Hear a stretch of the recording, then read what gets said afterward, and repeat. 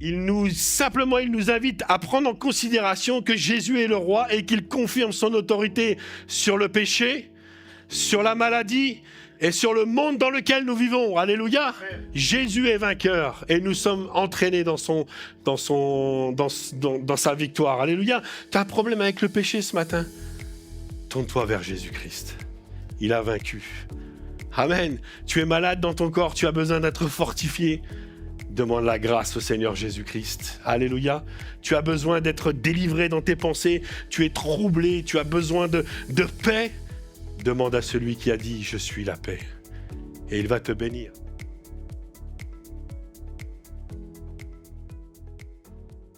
Car nous n'avons pas dans le ciel un roi, un sauveur, un souverain sacrificateur qui est incapable de compatir à nos faiblesses. Amen. Amen. Mais nous avons dans le ciel celui qui connaît nos vies parfaitement. Celui qui connaît nos manquements, celui qui connaît nos faiblesses, celui qui connaît toutes les tragédies de ma vie. Et béni soit Dieu parce que nous avons un souverain sacrificateur, lui le juste, qui est capable de nous sauver parfaitement. Il est le roi de gloire, amen. Et ce matin, je voudrais qu'on puisse parler de Jésus-Christ. Vous avez envie? Lui seul? Jésus-Christ, notre sauveur, notre roi. L'apôtre Paul aux Philippiens déclare ceci, chapitre 4, verset 10, « J'ai appris à être content. » Amen. J'ai appris à être content dans l'état où je me trouve. Ah, on est rempli de foi quand on déclare ces choses. J'ai appris à être content dans l'état où je me trouve. Et ça, c'est une vertu de la foi, puisqu'elle s'appelle le contentement de soi-même en Dieu. Je sais vivre dans l'humiliation. Je sais vivre dans l'abondance. En tout et partout, j'ai appris à être rassasié et à avoir faim, à être dans l'abondance et dans la disette. Je puis tout par celui qui me fortifie. On le déclare ensemble? Je puis tout par celui qui me fortifie. Et ce matin, je voudrais qu'on puisse s'arrêter sur cette expression, surtout la version... J'aime bien la version du Semeur qui dit ceci, « Je puis tout dans la communion de celui qui est la source de ma force. » Je puis tout, une autre version dit, « Par Jésus-Christ, seul qui me rend fort. » Amen. Amen. Et ce matin, je vais vous le dire, frères et sœurs, Christ est la source de notre force. Et Christ seul. Je vais peut-être vous choquer dans ce que je vais dire, mais on va y venir dans la suite. Le Père n'est pas celui qui est la source qui te rend fort. Le Saint-Esprit n'est pas celui qui est la source qui te rend fort. Mais Jésus-Christ seul. Amen. Amen. Paul dit, Christ est la source de ma force.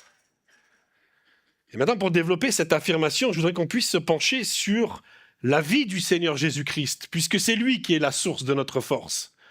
C'est lui qui est la source qui me rend fort.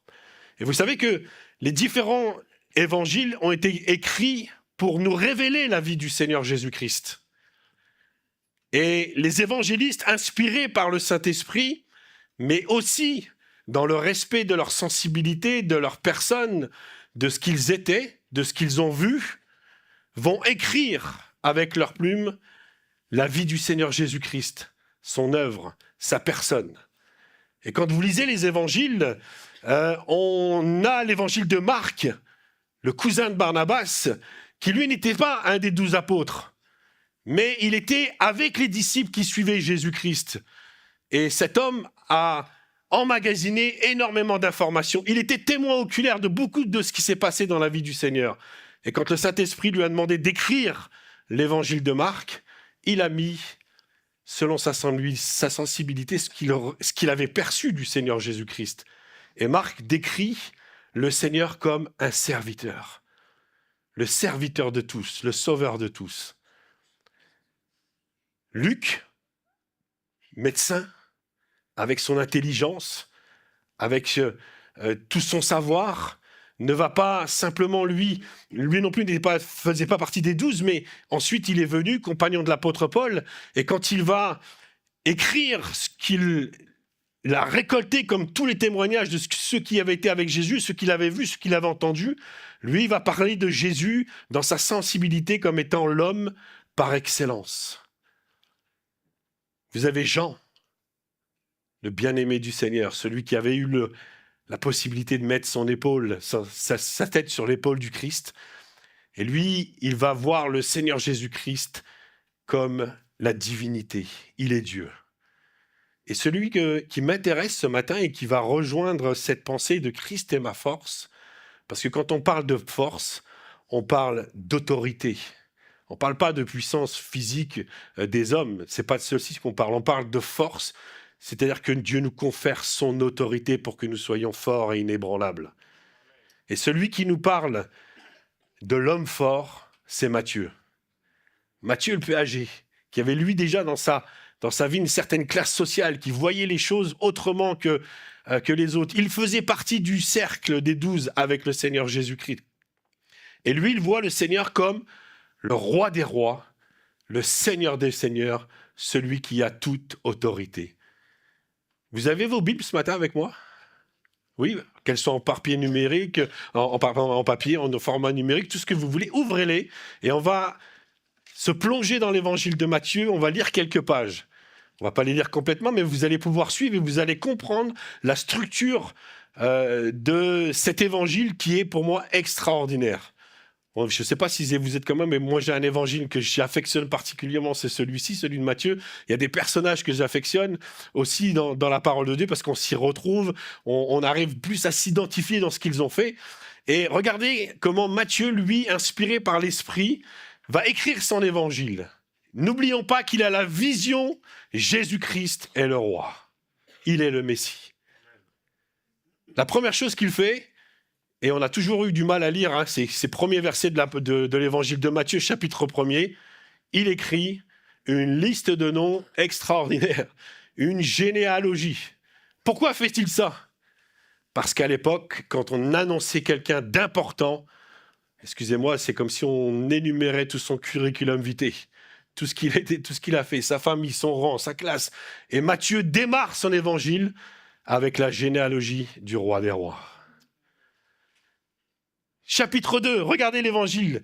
Chapitre 1er, pardon, juste à la fin, avant le chapitre 2. Il y a ensuite, une fois que la généalogie est apposée, il y a à Marie et Joseph l'annonce que le roi des rois arrive.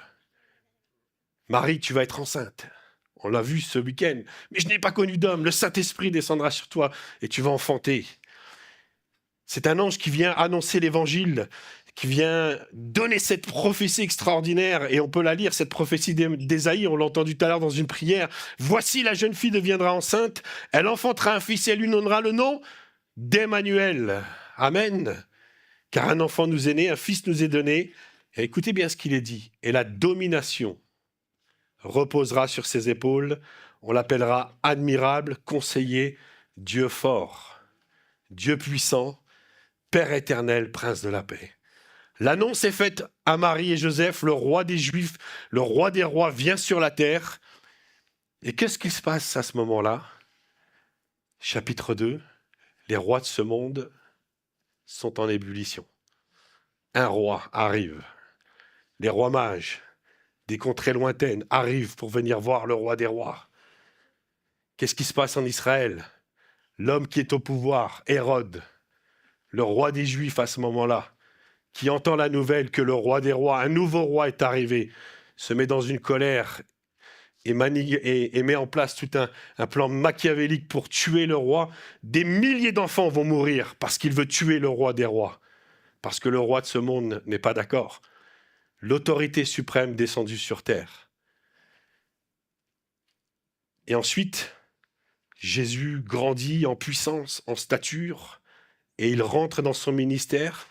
Et regardez qu'est-ce qui se passe tout de suite. Fin du chapitre 2, début du chapitre 3.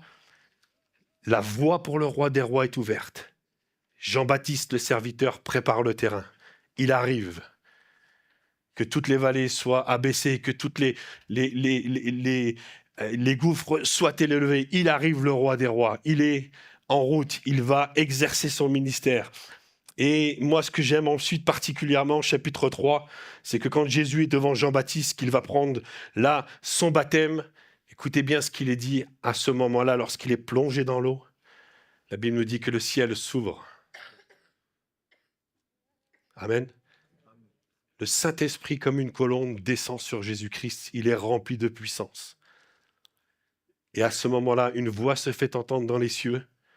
Celui-ci est mon Fils bien-aimé. Écoutez-le, suivez-le. Il est le roi. Il est le roi des rois. Alléluia, celui-ci est mon Fils bien-aimé. Il y a l'intronisation du roi des rois sur la terre par Dieu lui-même. Amen. Amen. Dieu est introduit. Alléluia. Jésus-Christ, le roi, est introduit. Je voudrais faire une parenthèse ce matin. Quand il est dit que le Fils, quand Dieu, le Père dit, celui-ci est mon Fils bien-aimé, dites avec moi Amen. Jésus n'a jamais été créé. Amen. Il a été engendré du Père. Jésus n'a jamais été créé. Il est Dieu. Amen. Jésus-Christ est Dieu. Jésus-Christ est pleinement Dieu. Jésus-Christ est pleinement homme. Et quand il est venu sur la terre, il n'a pas quitté sa divinité. Quand il vient s'incarner dans l'homme, il ne quitte pas son rang de Dieu. Amen. Il vient, il est Dieu, il vient sur la terre dans l'incarnation humaine. Amen. Il garde sa divinité. Jésus est la deuxième personne de notre Dieu triunitaire. Vous avez tous en parlé de ce mot Trinité qui est très compliqué à comprendre. Père, Fils, Saint-Esprit. Jésus, deuxième personne. On pourrait dire que, en fait, à ce moment-là, on parle de personne, mais ça porte à confusion parce que j'allais dire la définition du mot personne ne s'applique qu'à l'espèce humaine. Mais Dieu n'est pas humain. Dieu est esprit, et il faut que ceux qui l'adorent, l'adorent en esprit et en vérité. Alléluia. Dieu est amour. Dieu est saint. Alors, pour parler plus justement, on pourrait dire que notre Dieu triunitaire, Père, Fils, Saint-Esprit, c'est, on va dire, trois entités qui sont les trois complètement égales. Il n'y en a pas une plus haute, plus faible que l'autre. Elles sont unies, un. Elles ne peuvent pas subsister l'une sans l'autre. Dieu est Père, Dieu est Fils, Dieu est Saint-Esprit. Mais attention, Dieu le Père n'est pas Dieu le Fils. Et Dieu le Fils n'est pas Dieu le Saint-Esprit. Et Dieu Saint-Esprit n'est pas Dieu le Père. Mais notre Dieu est un, Père, Fils, Saint-Esprit, et les trois ont les caractéristiques de la divinité. Les trois sont omniscients, amen. Les trois sont omnipotents. Les trois sont tout-puissants. Les trois sont éternels, ils n'ont jamais été créés. Les trois n'ont pas de début, ils n'ont pas de commencement, de fin. Alléluia. Dieu est uni, Dieu est trinitaire. Jésus-Christ est Dieu. Alléluia. Jésus-Christ est Dieu. Et quand Dieu revêt l'humanité, parce que dans son amour, il nous aime et il veut nous sauver, Jésus-Christ devient homme. Et ce qui est étonnant et ce qui est compliqué quand on parle de ça, c'est que Jésus-Christ n'a pas, j'allais dire, embrassé une personne humaine. Il n'a pas choisi une personne pour venir s'incarner en lui. Vous voyez, quand on a une espèce de super-héros, là, il y a une personne, d'un seul coup, il est investi d'une divinité et il devient très fort. Non, c'est pas ça. Jésus, quand il vient sur terre, Dieu, quand il incarne l'homme, il embrasse la nature humaine, sans se dépouiller de sa nature divine. Il est Dieu dans l'humanité. Amen. Jésus, pleinement homme, pleinement Dieu. Et c'est ce qui est un petit peu contradictoire à nos yeux. Parce que quand on lit la parole du Seigneur Jésus dans ses évangiles, on voit Jésus comme pouvant être faible dans des moments. Et pourtant, il est omnipotent. Il peut tout. On voit Jésus là, grandissant en connaissance, grandissant en stature. Et pourtant, il est omniscient, il connaît toutes choses. Et quand il va voir la femme samaritaine, il lui dit toute sa vie, alors qu'il ne l'a jamais vue. Jésus il pouvait être localisé, et pourtant il était omniprésent, puisqu'il dira à Nathanaël, quand tu étais sous le figuier, je te voyais déjà. Comprenez ? La nature divine avec la nature humaine. Pleinement homme, pleinement Dieu. Et il fallait que celui qui vienne nous sauver soit pleinement homme. Parce que sinon le salut n'était pas effectif, mes frères et sœurs. Il n'aurait pas été réel. Comment vous voulez que nous puissions, nous, aujourd'hui, nous projeter, demander du secours à celui qui ne connaît pas nos faiblesses? C'est impossible. Mais il a fallu que Dieu lui-même vienne, marche sur la terre des hommes, embrase notre condition difficile et qu'il soit vainqueur en toutes choses pour nous emmener dans le ciel à son tour. Alléluia. Jésus n'a jamais été créé, il est Dieu. Et je comprends, moi, pourquoi aujourd'hui, quand on lit les évangiles et quand il y a un moment donné, les hommes sont venus pour arrêter Jésus, ils sont repartis bredouille vers le Sanhédrin. Et la seule chose qu'ils ont réussi à dire, mais on ne peut pas l'arrêter, on ne peut rien faire. Jamais homme n'a parlé comme lui. Jamais homme n'a été comme lui. Jamais homme n'a agi comme lui. Parce qu'il est Dieu. Alléluia, il est Dieu. Et regardez, Jésus est intronisé sur la terre des hommes. Chapitre 4 de l'évangile de Matthieu. Qui est-ce qui se lève tout de suite? Celui qui a été déchu du ciel. Le prince des ténèbres. Celui qui a reçu la terre comme son royaume. Et il sait que le roi des rois est venu dans son royaume pour venir sauver l'humanité, pour venir sauver les âmes que lui tient enchaînées. Et la Bible nous dit que l'Esprit de Dieu va pousser Jésus dans le désert et que le diable va venir pour le tenter. Le roi des rois contre le roi de ce monde. Le royaume de Dieu contre le royaume des ténèbres. Qui est vainqueur? Dites-le, qui est vainqueur? Jésus, alléluia. Est-ce que vous croyez qu'il aurait pu chuter devant Satan? Impossible, il est Dieu, amen. Et Satan était déjà vaincu, il était déjà vaincu dans le ciel, il était déjà vaincu dans le désert, et il sera déjà vaincu à la croix du calvaire. Alléluia, parce qu'il est Dieu, alléluia. Béni soit son nom. Et regardez ensuite, Jésus est vainqueur, chapitre 5, 6, 7 de l'évangile de Matthieu. La Bible nous dit que Jésus s'assoit sur la montagne, les foules viennent à lui, et là, il parle. Il annonce les règles du royaume. Il annonce la charte du royaume de Dieu. Et vous le lirez à la maison, toutes les règles que Dieu veut pour nos vies. Vous êtes dans le royaume de Dieu, vivez selon les principes de Jésus-Christ. Alléluia. Et regardez ensuite, moi j'aime ce verset, la Bible nous dit, fin du chapitre 7, la foule était frappée de sa doctrine, car il l'enseignait avec autorité. Il est le roi. Amen, il est le roi des rois. Et de suite, vous connaissez la vie de Jésus, les miracles qu'il va accomplir, mais Matthieu ne fait pas comme tout le monde, parce que lui, sa vision, Christ est roi. Et la première chose qu'il va décrire dans les miracles qu'il lui voit, chapitre 8, il va énoncer 5 miracles. La guérison du lépreux, alors que le premier miracle de Jésus, c'est l'eau changée en vin à Cana.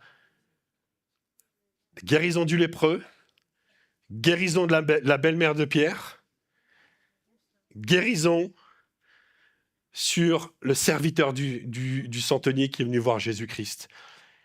Et quand on regarde ceci, la guérison du lépreux, La lèpre, dans la Bible, on ne va pas rentrer en détail, mais c'est l'image du péché dans nos vies.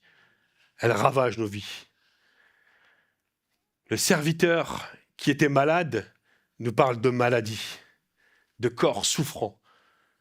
La belle-mère de Pierre qui était atteinte de fièvre oppressante nous parle de la mentalité de ce monde qui est là et qui nous oppresse, le diable, les ténèbres qui veulent retourner, excusez-moi l'expression, mais nos cerveaux. Et les premiers miracles que l'apôtre Matthieu décrit, il nous invite à prendre en considération que Jésus est le roi et qu'il confirme son autorité sur le péché, sur la maladie et sur le monde dans lequel nous vivons. Alléluia. Jésus est vainqueur et nous sommes entraînés dans sa victoire. Alléluia. Tu as un problème avec le péché ce matin? Tourne-toi vers Jésus-Christ. Il a vaincu. Amen. Tu es malade dans ton corps, tu as besoin d'être fortifié. Demande la grâce au Seigneur Jésus-Christ. Alléluia. Tu as besoin d'être délivré dans tes pensées. Tu es troublé, tu as besoin de paix. Demande à celui qui a dit « Je suis la paix » et il va te bénir. Amen. Jésus est venu pour prendre notre humanité et il est venu la prendre en charge, corps, âme et esprit, et en lui nous sommes parfaitement rendus forts. Amen. Et regardez ensuite les miracles qu'il fait. Matthieu nous dit qu'il va marcher et qu'il va être vainqueur sur les éléments qui se déchaînent. Les disciples sont dans la barque. Jésus dort. Vent, tais-toi. Mais qui est celui-ci? Il est le roi des rois. Amen. Il est le roi des rois. Et les circonstances de nos vies peuvent être comme cette mer agitée. Peu importe. J'allais dire, soyons bénis parce que comme Pierre, nous pouvons marcher sur les éléments dans la foi au Seigneur Jésus-Christ. Et ensuite, il va, établir complètement son autorité avec les derniers miracles, celui de la victoire sur le dernier ennemi qui sera le nôtre aussi, la mort. Et quand il va aller voir la jeune fille qui est morte, il va dire à ses parents, ne vous inquiétez pas, elle dort. Talitha koumi, lève-toi. Et la fille s'est réveillée, elle a ressuscité des morts. Amen. Jésus a aussi le pouvoir sur la mort. Jésus a tout pouvoir, il a toute autorité, pouvoir sur sa propre mort aussi par sa résurrection. La Bible nous dit que quand Jésus-Christ a été mis dans le tombeau, Dieu l'a ressuscité en le délivrant de la mort parce qu'il était impossible qu'il fût emprisonné dans les liens de la mort. Amen. Est-ce que c'est possible? Oui. Pourquoi? Parce que la vie, Jésus-Christ, créateur de toutes choses, ne peut pas être emprisonné dans la mort. C'est pas possible. Il fallait qu'il aille dans la mort.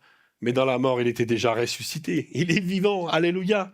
Il est déjà roi. Il a toute autorité. Et la Bible nous dit, pour notre salut et la confiance de nos âmes, qu'il a aussi le pouvoir sur la mort et le séjour des morts dans sa généralité, puisque quand il se lèvera à la fin des choses, de toutes choses, la Bible nous dit qu'il dit « Ne craignez point, je suis ». Jésus parle « Je suis le premier et le dernier. Je suis le vivant. J'étais mort, je suis vivant au siècle des siècles. Je tiens les clés de la mort et du séjour des morts. » Amen. Même notre mort ne peut pas nous retenir parce que Christ est roi. Alléluia, il est Seigneur. Et Matthieu est le seul à la fin de son évangile qui va relater les dernières paroles du Seigneur Jésus-Christ, et vous les avez qui s'affichent. Tout pouvoir m'a été donné sur la terre et dans le ciel. Alléluia, il est glorifié. Et quand il est monté au ciel, Jésus, il est monté comment? Avec son corps glorifié. Est-ce qu'il reprend sa forme divine? Bonne question. Non. Il part au ciel avec son corps glorifié, sa nature. Alléluia. Il est parfaitement homme. Et dans le ciel, il est toujours pleinement homme, pleinement Dieu. Pourquoi? Parce que Paul dit ceci. Vous avez un médiateur dans les cieux, Jésus-Christ. Mais un médiateur, c'est quelqu'un qui fait office de médiation entre deux parties, on est d'accord? Et cette personne-là, elle est neutre. Elle ne peut pas être pleinement Dieu seulement, parce que comment fait-il pour représenter l'homme à Dieu? Et il ne peut pas être pleinement homme, parce que comment fait-il pour représenter les hommes à Dieu qui est saint alors qu'ils sont pécheurs? Non, il fallait même aujourd'hui dans le ciel que les deux natures soient devant Dieu pour qu'il nous sauve. Alléluia. Et la Bible nous dit que c'est Jésus de Nazareth qui est dans les cieux aujourd'hui, qui est roi, qui est Seigneur, qui est assis sur les trônes. C'est le même qui a marché sur la terre, parce qu'il peut prendre ma condition et prier. La Bible nous dit qu'il intercède pour nous tous les jours. Il prie pour toi, amen. Il prie pour moi, pour mes défaillances. Et quand il se porte devant Dieu, il dit, mais je sais ce qu'il vit, parce que je l'ai vécu. Et il est pleinement homme pour nous représenter devant ce Dieu très saint. Mais il est pleinement Dieu parce qu'il est l'image du Dieu invisible. Et nous pouvons voir Dieu à travers Jésus-Christ. Alléluia. Il est notre médiateur.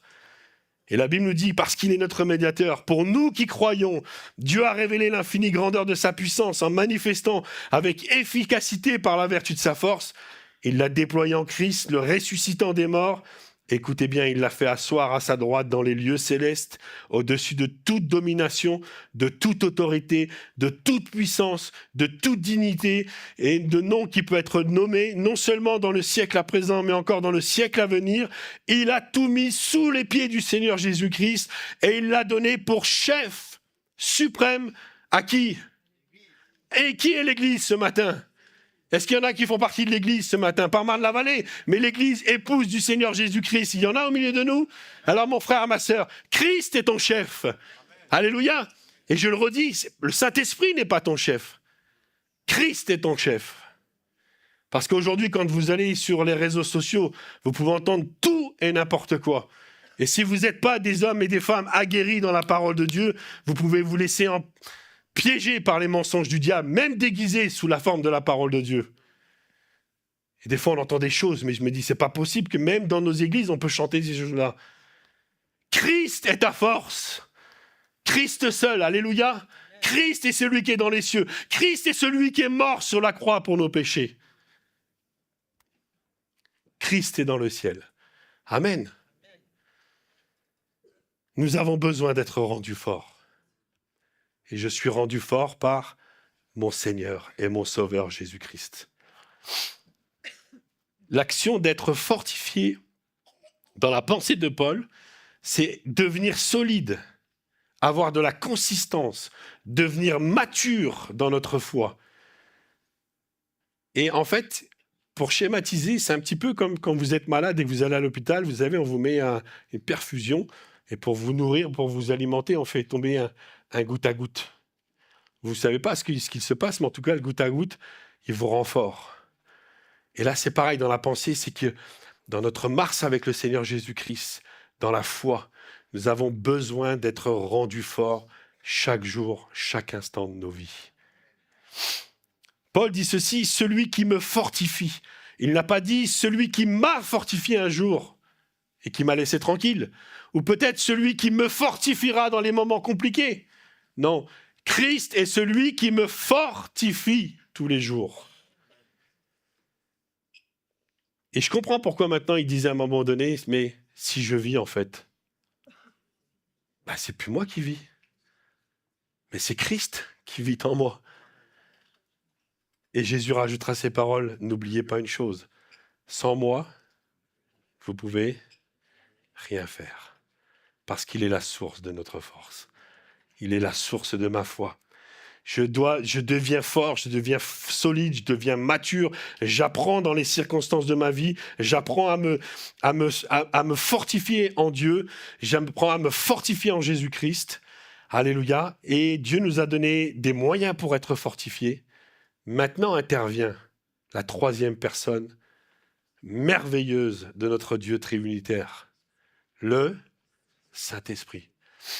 Vous vous souvenez quand les disciples sont là avec Jésus et que le Seigneur lui dit, maintenant, je vais partir, je vais retourner au ciel. Les disciples disent quoi? Non, Seigneur, ne pars pas, ne nous laisse pas orphelins. Sans toi, on ne peut rien faire. Ne vous inquiétez pas. Quand je serai là-haut, moi je vais vous préparer une place. Mais en attendant, restez à Jérusalem, parce que je vais vous envoyer un autre moi. Je vais vous envoyer la troisième personne de votre Dieu. Je vais vous envoyer le Saint-Esprit. Personne magnifique. C'est elle qui va venir. C'est elle qui va être à côté de vous. C'est elle qui va être en vous. On l'appelle le consolateur. Amen. Tu as besoin d'être consolé ce matin? Il est là par le Saint-Esprit. Le consolateur, le paraclète, celui qui se tient avec nous, celui qui marche avec nous. Le Saint-Esprit. Amen. Et ce matin, on est rendu fort par le ministère du Saint-Esprit. Et je voudrais rappeler cette chose. Le Saint-Esprit n'est pas là pour te faire vivre des sensations. Excuse-moi de le dire, mais beaucoup ont commencé dans la foi et aujourd'hui vivent dans l'émotion, dans les sensations. Le Saint-Esprit n'est pas là pour nous créer une espèce d'ambiance. Le Saint-Esprit, ce n'est pas une espèce de fluide. Le Saint-Esprit, ce n'est pas une personne un petit peu là, bizarre, qui est mystérieuse, on peut le ressentir que par ses émotions. Non, c'est pas ça. Saint-Esprit est Dieu. Il est en nous. Et son ministère principal, c'est pas de te donner une émotion. Son ministère principal, c'est de te conduire à Christ comme une épouse sans tache, sans défaut ni ride. Le Saint-Esprit, comme son nom l'indique, le Saint-Esprit, l'Esprit Saint de Dieu, opère dans ta vie et dans ma vie la sainteté de Dieu, pour que quand Jésus-Christ viendra chercher son épouse, nous soyons avec lui dans les cieux. Alléluia. C'est ça de marcher par le Saint-Esprit. Le Saint-Esprit est là pour former l'image de celui qui t'a sauvé dans ta vie. Et n'oublions pas ce qu'il a dit aux disciples. Vous restez à Jérusalem, parce que vous allez recevoir quoi? Le Saint-Esprit, une puissance survenant sur vous. Et vous serez quoi? Des gens qui vivent dans les émotions, dans toutes choses de choses qui sont complètement à l'envers de ce qui est écrit.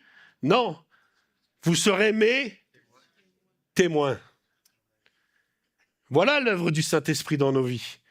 Que nous soyons les témoins de Jésus-Christ sur cette terre, dans nos familles, dans les lieux où il nous place, dans notre travail. Les gens qui nous regardent doivent voir Jésus-Christ à travers nos vies. Amen. Ça, c'est l'œuvre extraordinaire du Saint-Esprit. Et quand on rentre par la foi, et quand on se dit « je veux marcher par l'Esprit de Dieu », je rentre dans ce qui est écrit dans sa parole, et là, le Saint-Esprit me rend fort. Il prend de ce qui est à Christ et il me le communique, parce qu'aujourd'hui, Christ est dans les cieux, il est sur le trône, et celui qui me fait bénéficier, vivre de tout ce qui est le royaume de Dieu, c'est le Saint-Esprit, c'est le lien avec le ciel. Amen. Le Saint-Esprit me rend fort. La parole de Dieu me rend fort. Amen. Sa parole, c'est une épée. C'est mon arme. Jésus s'est servi de la parole de Dieu pour terrasser l'ennemi. Alors, si nous ne lisons pas la parole, pouvons-nous être forts? Non. Prenons du temps, parce que quand on lit sa parole, on voit Jésus-Christ. Il est le Verbe incarné. Il est la parole incarnée. Amen. La parole, prenez du temps à lire la parole et elle vous le révélera, Jésus. Prenez du temps à lire la parole et le Saint-Esprit prendra les versets, les paroles de feu, les paroles de vie qui viendront dans vos situations vous rendre fort. Et le troisième point, pour terminer ce moment, on peut être rendu fort par la communion fraternelle. Vous vous aimez les uns les autres? Dis à ton frère, je t'aime. Je te connais pas beaucoup peut-être, mais je t'aime. Je t'aime. Et vous savez pourquoi c'est important? Parce que je suis le corps. Madeleine, tu es le corps de Christ. Jean-Paul, tu es son corps. Nous sommes son corps. Et si je suis tout seul, je peux plus partie du corps. Et le corps est une unité indivisible. Amen. Ah, il y a des petits doigts, mais il y a aussi des pouces. Il y a des grands bras, il y en a... Ah, vous voyez? On fait tous partie du corps, on a besoin des uns des autres. Parce que quand je vais mal, quand le Saint-Esprit exprime des soupirs inexprimables là, dans mon corps et que j'ai besoin de crier à Dieu, et bien quand il y a mon frère et ma sœur qui se joignent à moi et qui prient ensemble, croyez pas qu'on est plus fort? Alléluia, on n'est pas plus fort ensemble? Vous connaissez que dit-on? Tout seul, on va vite. Mais à deux, on va plus loin, on va très loin, on va jusqu'au bout. Et on ira ensemble jusqu'au bout dans l'éternité. Alléluia. Parce que Dieu est fort et Dieu nous rend forts par les frères et sœurs. Parce que c'est dans l'amour les uns les autres. Souvenez-vous juste de ceci. Quand Moïse va dire à Josué, Josué, va combattre dans la bataille. Va dans la vallée. Va combattre. Qu'est-ce qu'il va faire, Moïse? Moïse nous dit qu'il va monter sur la montagne. Et pendant tout ce temps où Moïse élevait le bâton, élevait les bras devant Dieu, Israël était vainqueur dans la bataille. Mais au moment où Moïse était là et que par la fatigue, il s'épuisait, il retombait tout doucement. Et quand il baissait les bras, la Bible nous dit que les Philistins, les ennemis du peuple d'Israël prenaient le dessus. Ils étaient vainqueurs, eux, dans la bataille. Alors qu'est-ce qu'a fait les frères fidèles de Moïse? Aaron et Hur sont venus et ils ont tenu les bras de Moïse jusqu'à ce que Israël remporte la bataille complète. Et dans nos vies, on remportera la bataille parce qu'on se soutiendra les uns les autres. Amen. Parce que Christ est notre force. Alors ce matin, le refus de rester faible est un acte de foi. Amen. Écoutez bien ce que Pierre dira pour terminer. Et nos frères et sœurs, pour la louange, vont nous conduire dans ce moment de louange, d'adoration au pied du Seigneur Jésus-Christ. Écoutez bien Pierre, lui qui était un homme faible, un instable dans sa vie. Il est devenu le roc en Jésus-Christ. Et écoutez ce qu'il dit, le Dieu de toute grâce qui vous appelait en Jésus-Christ à sa gloire éternelle, après que vous aurez souffert un peu de temps. Écoutez bien, il vous perfectionnera. Amen. Il vous affermira. Il vous fortifiera. Et moi j'aime ce terme, il vous rendra inébranlable. Il nous rendra forts en Jésus-Christ. Parce que Christ est notre force. Amen.